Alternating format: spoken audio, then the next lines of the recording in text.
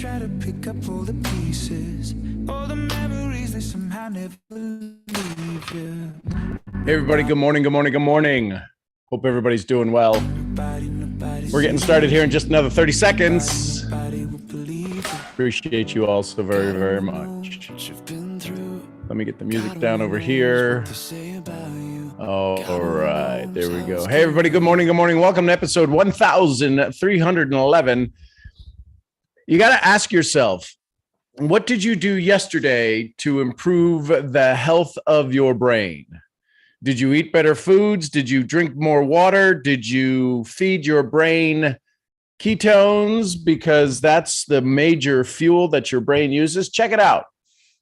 To learn more information, go to my cousin Google and check out your brain on ketones. This conversation powered by ketones. So let me ask you a question. The question I have for you today, what is the form for your success, right? If you're shooting basketball, if you're shooting free throws, we kind of giggle at the person who does the underhand toss, right? When you're shooting basketball, is your elbow in? You have form. When you're golfing, do you have your hands together? Is your thumb interlocked, interlaced? Is for shooting, do you have both eyes open, right? When you're shooting skeet, you want to have both eyes open, or skeet or trap. With a shotgun, you don't want to be doing one eye because you don't see the depth perception. You can't move. There's a whole bunch of things in life that have a form. When you drive your car fast, do you have a form for when you drive your car a little faster than normal? Do you have a form when you make love? Wait, what? What did he just say? It's early morning. My point is that everything has a form. In order to achieve better success, you wind up creating a form that allows you to perform at a higher level. Does that make sense? So I'll ask you again, what does it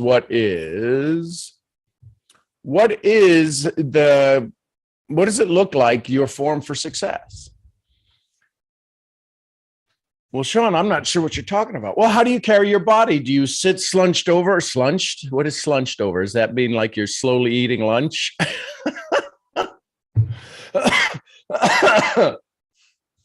Good morning, Ivor. Is it that you are slumped over when you're having a conversation, when you're on a Zoom and you're not on camera? Are you on camera when you're on a Zoom? Well, I don't like to be on camera. How about the form of success? Is the form of success say that you probably should be, maybe there's a good chance you want to be on camera? What is your form for success? See, we call these patterns. We call these formulations. We call them scripts. We call them a variety of things. What is your form for success in your network marketing business? Is your form for success to not follow up with anybody? I don't know if that form works. What do we normally say when somebody's in the flow? They're in good form today.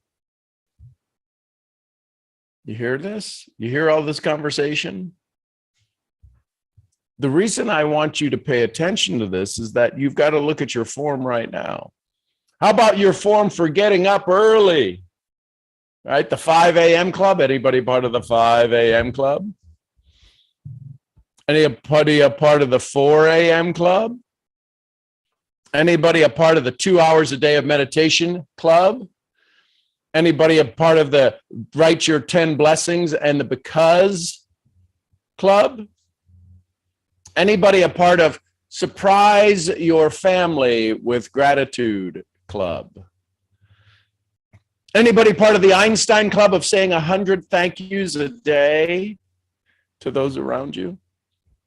See, if you're not part of these things, you've got to ask yourself, what form are you in? What form is your success taking?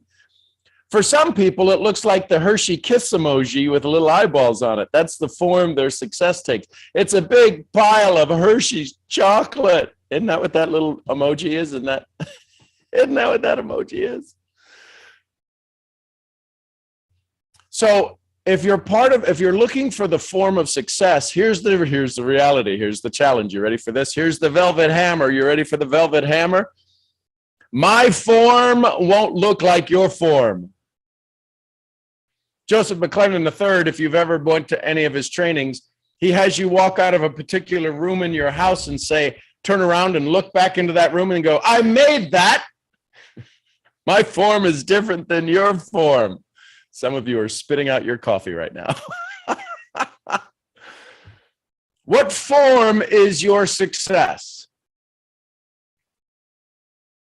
Seriously, what form is your success in? I love the way Zoom is translating that or typing that. Success. Let me ask you, today is Thursday. What's your Thursday form? There may be some things that you do different on Thursdays and you do different on Wednesdays. Maybe Thursdays you pick the kids up after school. Maybe Thursday's your day to drive the kids to school. Maybe Thursday is your day to do lunch. Maybe Thursday is your day to take the garbage out. Maybe Thursday is your day. Did I take the garbage? Yes, the garbage is out. Did I? You follow me? What form are you in? Because here's the thing. The starting gun goes off now. Bang. Because you can't get this back. The race is always starting. When Sadhguru says, what does Sadhguru say? Sadhguru says, in this moment, choose joy or misery. The reason your form may suck is because in this moment you chose misery. The reason your form may be amazing in this moment is you chose joy. You choose joy. You chose joy. You did whatever it is about joy. You did something joyful. You follow me? How about you lead me? Rather than following me, what would happen if I asked you to lead me? Where would you be taking me? Have you been walking beside me or have you been walking behind me? The people around you, are they walking beside you or behind you? Are they down at another level because you're speaking down to them? Is your form of success speaking down to people? My daddy always said there's two ways to have the tallest building in town. Build yours bigger or swing a hammer and tear everybody else's down. So your one little story, one little apartment, one room is bigger than everybody else's. That's a hell of a lot of effort. Could you imagine what would happen if you went into building your own building, if you went into focusing on your own brand, focusing on your own joy, focusing on your own story, focusing on your own message? Your form would change. Your form would change. Let me ask you this. Would you do things differently if you were at $20,000 a month? Would you think differently? Would you feel differently? How would you know? Well, I would just assume I wouldn't have the stress.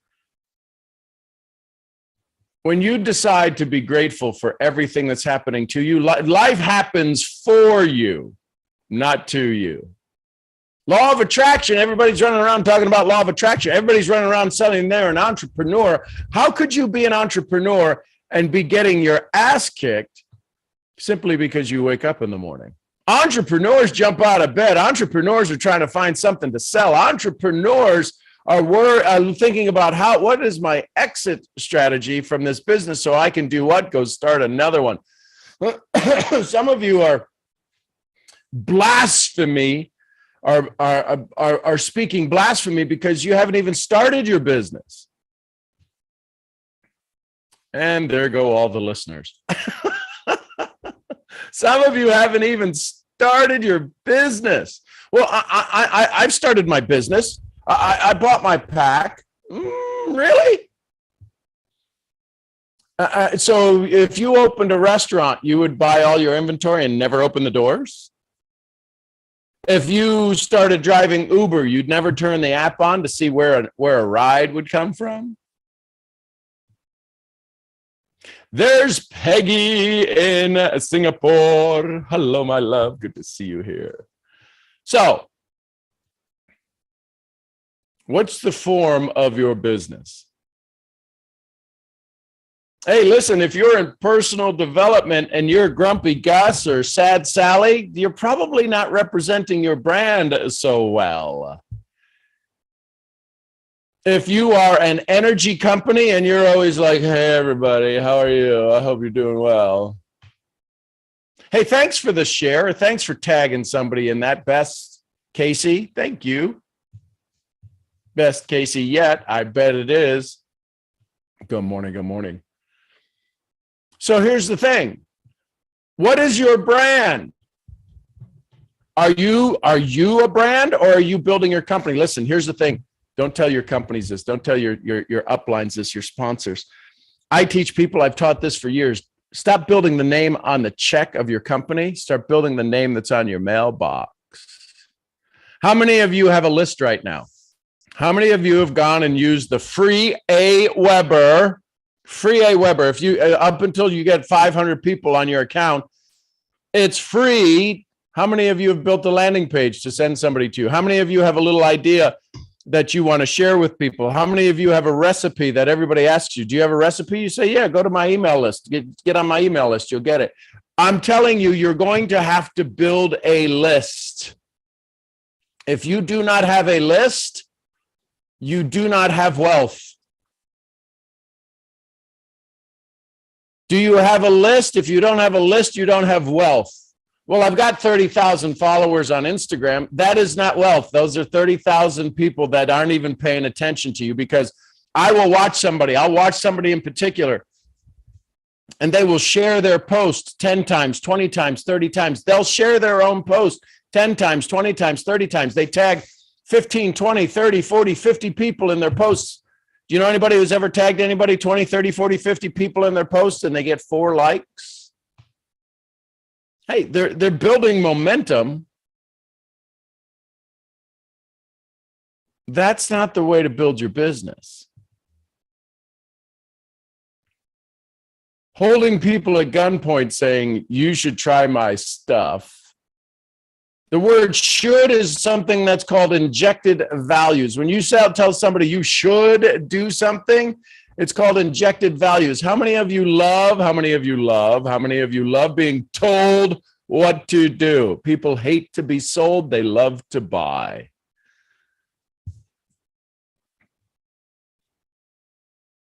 What's your form of success?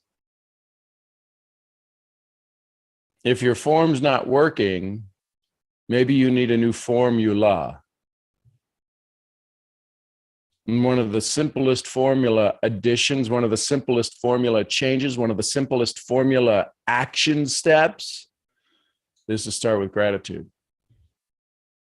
There's an event happening this Saturday with a handful of people from wildly different walks of life.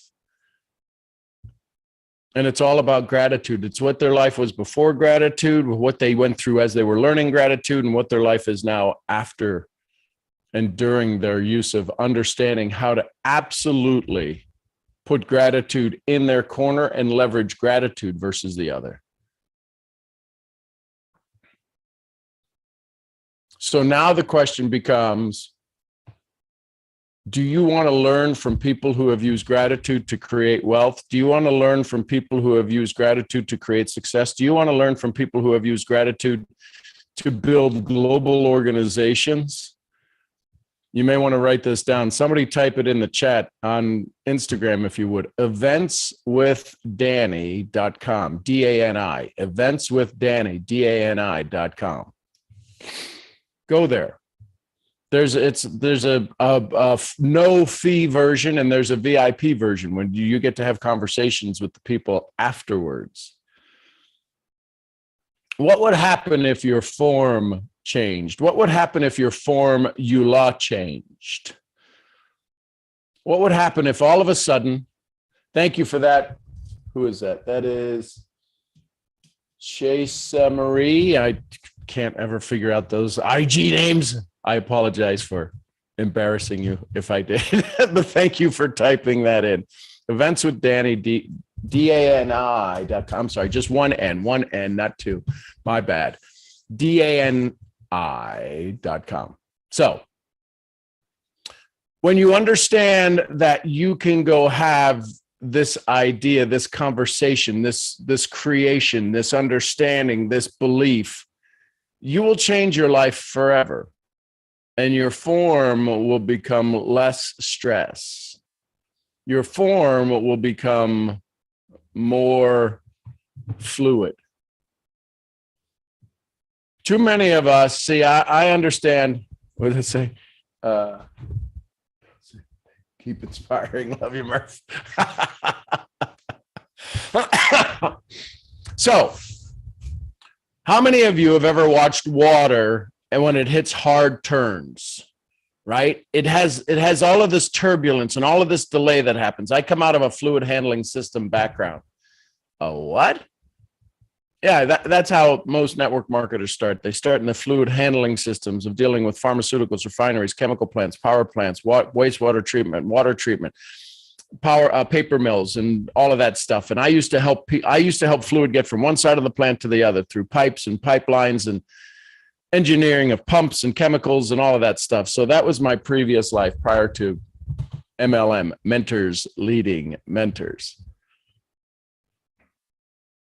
And whenever you had a sharp turn, the water boils up on itself. It gets stuck. And that's what happens every time you decide you're going to go get a new book.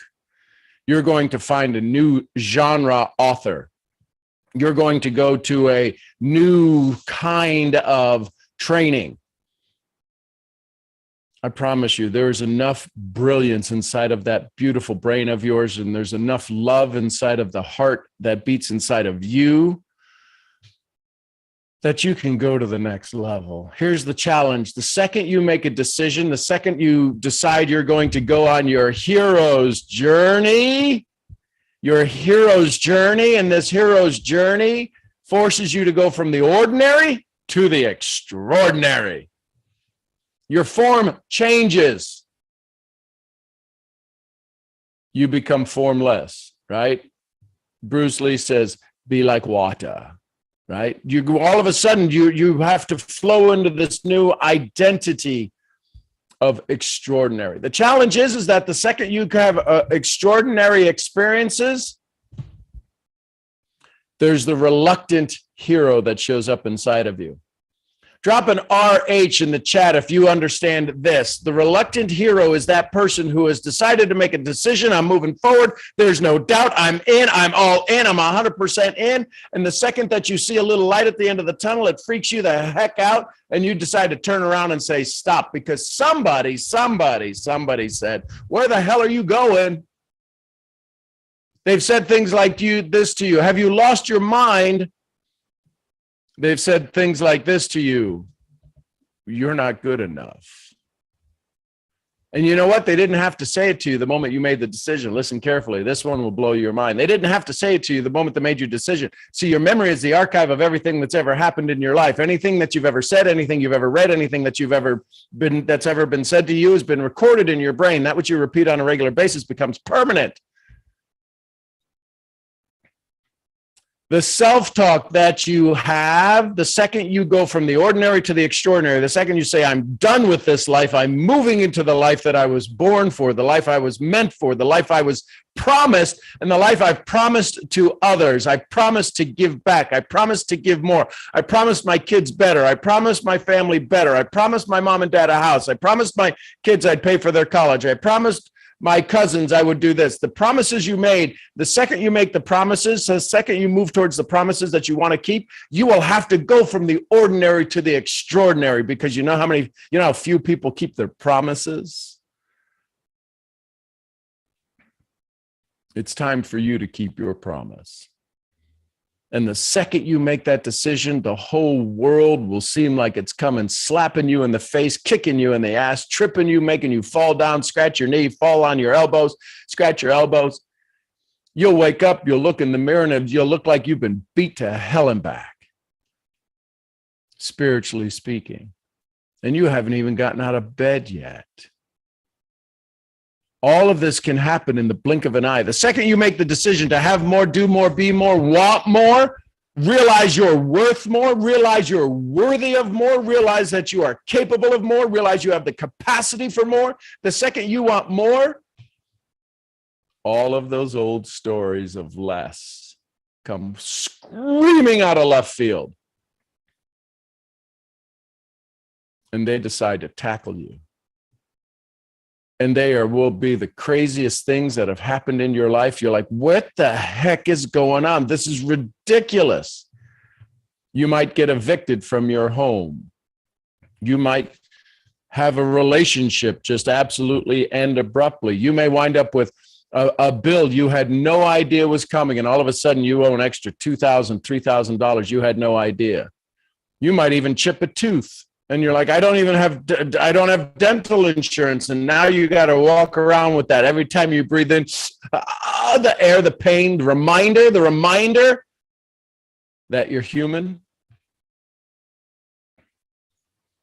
See, these reminders that we're human take us out of our spiritual experience.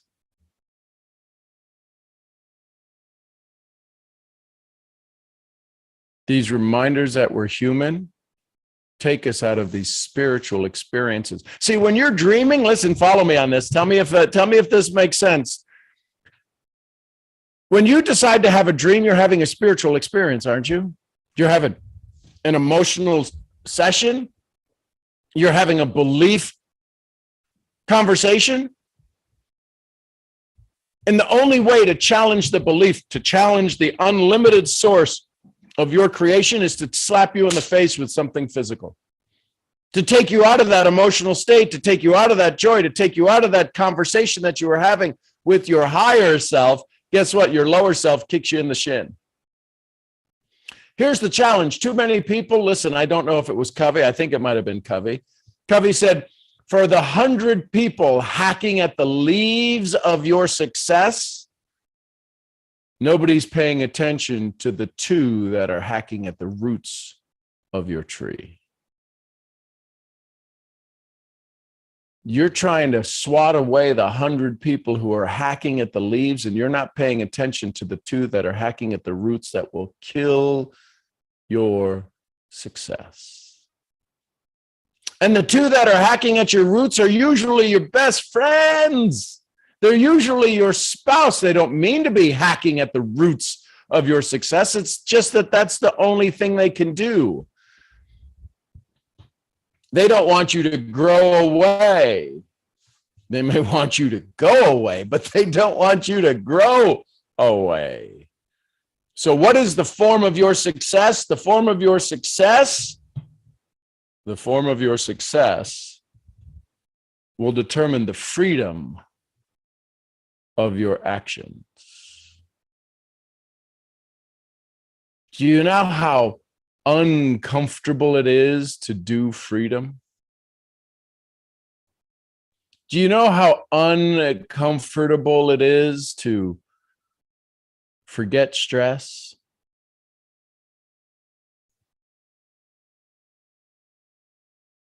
When you decide that you're going to be free, listen, when I graduated high school, I came up with they asked you for your senior quote. Drop an SQ in your chat if you've ever had your senior quote. Some of you, I don't know if not. Most of you have graduated high school. I didn't go to university. I drove by a lot of colleges, so I never went to the big school. So here's your senior quote. Here was my senior quote. I was a little ahead of my time. You don't know how important your friends are till they're gone. Maybe like some of you, my graduating class only had 100 people in it. And that was after we merged with the all-girls school next door to us. Gilmore Academy in 1982 had a graduating class of 54. I was a graduating class of 83, and we were going to have 57 people in our graduating class, 57 seniors. kind of a private school. But then we merged with the girls of Glen Oak and we had 101. I don't know about you, but we had a few suicides over the course of my time in school. And you never know how important your friends are till they're gone.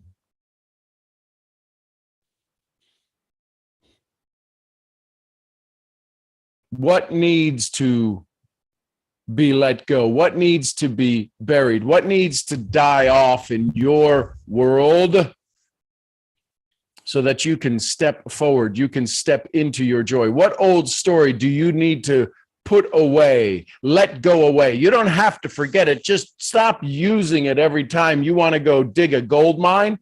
Stop digging with a teaspoon or one of those little purple spoons from Baskin Robbins, the taste testing ice cream. You all know what I'm talking about? Stop trying to dig your gold mine with that plastic, little tiny plastic spoon. Stop going to the ocean with a teaspoon. It's time to expand your vision. And when you expand your vision, your rules will change. Your form will change. You will become bigger. Here's a tough question for you. Here's a tough example for you. Spread your shoulders for me. Not just put them back. Make them bigger. Make them wider. It's like, wait a minute. I can't make my shoulders wider. You can energetically. Listen, some of your shoulders are a mile wide already with all of the shit you're carrying on them. Some of you know what I mean. Drop a 1 in the chat if you know what I mean. Your shoulders are already a mile wide. You are carrying so much stress, so much fear, so much doubt, so much anxiety, so many other people's BS belief system, or the other one. So what do we do with all of this? How do you adjust your form? How do you create your form? Decide. Decision means to cut off. Incision means to cut in. Decision means to cut off. Decide in which lifetime, crazy question, decide in which lifetime you're going to have your success. This one or some other one. If it's this one, then here's the reality. You are fast approaching the finish line. And what is the finish line?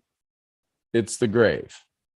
It's when you, like Caesar, breathe your last breath.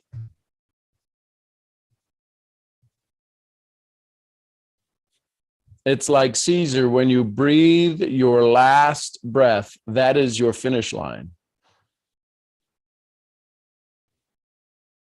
And I don't know about you, but I sure hope there's another starting line when that finish line is crossed. I have faith there is.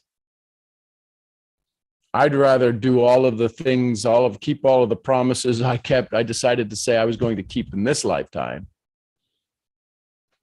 to those people that I want to leave. How long will your name be spoken after you're gone? So what do? You start to take inventory. You start to pay attention. You do the old T list, right? The old T list. On one side, you write down the things you don't want. On the other side, you write down the things you do want. Well, wait a minute, Sean, isn't writing down the things I don't want, isn't that law of attraction? Aren't I attracting negative things? You're already attracting the negative things. You just don't even know it. And once you write it down, they start to become real. You start to give them life, and you understand, okay, I know how to avoid that now. And on the other side is law of attraction. See, if I can stop the I don't wants as they start, I can then say, well, I know I'm headed towards that. Let me do something at least different than that so that I can see if I can get over to here. The only reason that you can't have everything that you want right now is because you're not in perfect harmony with it. You're not in perfect vibration with it. So what do? Write your list of what you want and what you don't want. And then see how the energy shifts. Look at your form. Are you formed for what you don't want? or are you going to form yourself for what you do want? To form yourself for what you do want is going to take an energetic change inside of your body. It's going to require neuroencoding reprogramming, meaning that your thoughts of what you do want are going to create uncomfortable feelings in your body. And since you're a habitual action, the brain looks for two things: will it kill me, or how fast could I recognize the pattern? And the second you recognize the pattern of what you don't want, you're like, oh, that's comfortable. It's kind of like drugs. Everybody on drugs, anybody who's going through detox says, oh, just one more hit, just one more drink, just one more of this, please, just one more.